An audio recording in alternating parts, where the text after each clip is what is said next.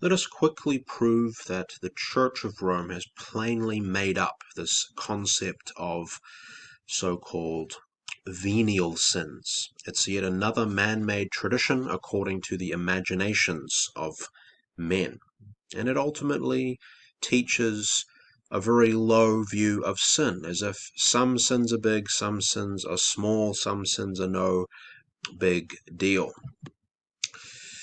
The book Roman Catholicism says the Roman Church divides all sin into two classes, making an important and elaborate distinction between so-called mortal and venial sins. Mortal sin is described as any great offense against the law of God, and is so called because it is deadly, killing the soul and subjecting it to eternal punishment. Even after a penitent has received pardon, a large but unknown amount of punishment remains to be expiated in purgatory. Venial sins, on the other hand, are small and pardonable offenses against God and our neighbor. Technically, venial sins need not be confessed, since they are comparatively light and can be expiated by good works, prayers, extreme unction, purgatory, etc.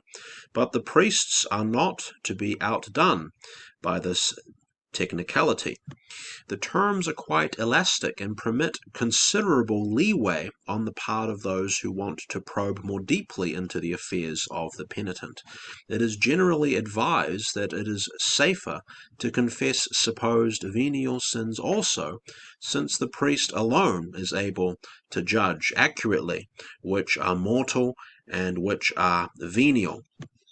The Baltimore Catechism, written of course by the priests, says when we have committed no mortal sins since our last confession, we should confess our venial sins, or some sin told in a previous confession for which we are again sorry, in order that the priest may give absolution. What chance has a poor sinner against such a system as that?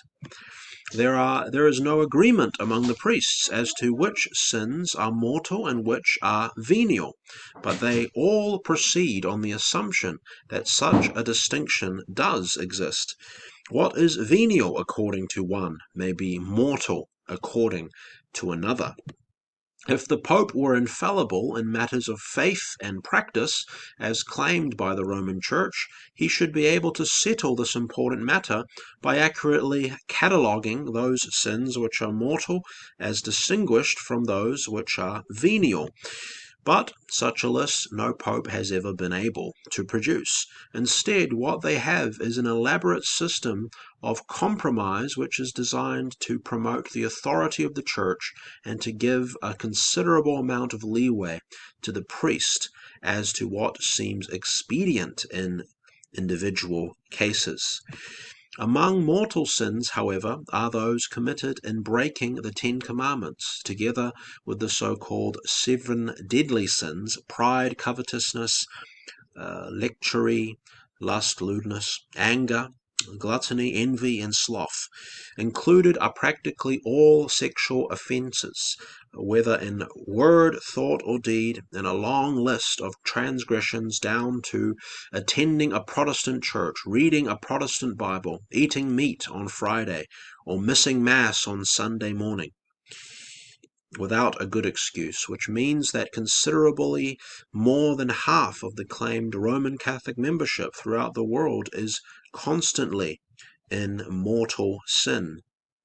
Sometimes violations of the rules of the church are treated as mortal sins, while transgressions of the commandments of God are treated as venial sins. All mortal sins must be confessed to the priest in detail, or they cannot be forgiven.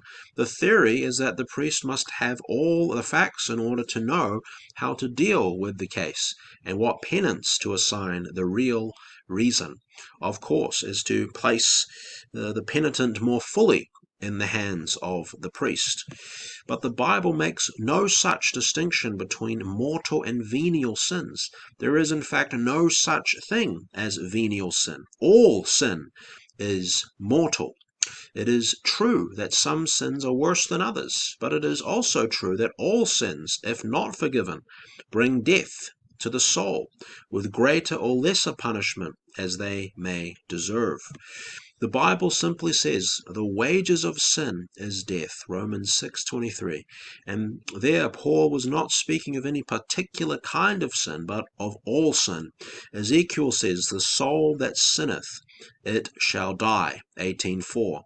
When James said, for whosoever shall keep the whole law and yet stumble in one point, he is become guilty of all, chapter 2, verse 10.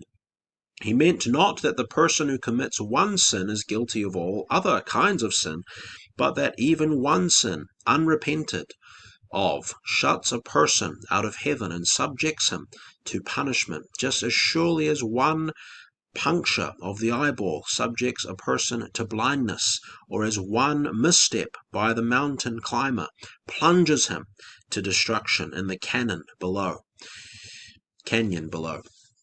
In the light of these statements, the distinction between mortal and venial sins is shown to be arbitrary and absurd.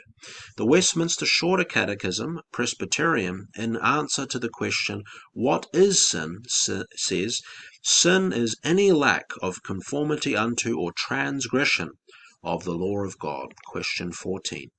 And we are reminded that in the Garden of Eden, eating the forbidden fruit appeared to be a very trifling offense, yet the consequences were fatal, not only for Adam and Eve, but for the entire human race.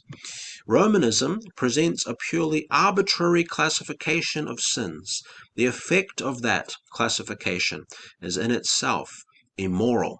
We know how quick corrupt human nature is to grasp at any excuse for sin, and how readily this distinction gives license for its commission. Furthermore, we may point out that a Roman Catholic who commits mortal sin shortly before his death, but who cannot find a priest to whom he can confess, by definition of his church, runs the risk of dying in mortal sin. It is so easy to commit mortal sin. As just stated, even failure to attend Sunday Mass without a good excuse is a mortal sin. Through the use of the confessional, the priest has been able to pry into the conscience of each individual so that no heretic might escape, and in the case of the faithful, to gain entrance into the privacy of the domestic family circle. There is literally and in truth no area of life that is exempt from the scrutiny and supervision of the priest. Knowledge is power, and that power can be wielded in many ways to direct people along lines that will promote the church program, or for the personal benefit of the priest himself.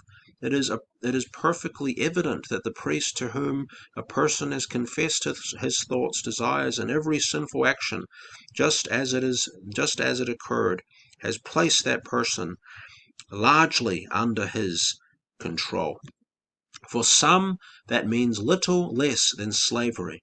This is particularly true of women and girls who have even destroyed their self-respect in so surrendering themselves to the priest. The result is a sense of shame, worry, and of being at the mercy of the priest.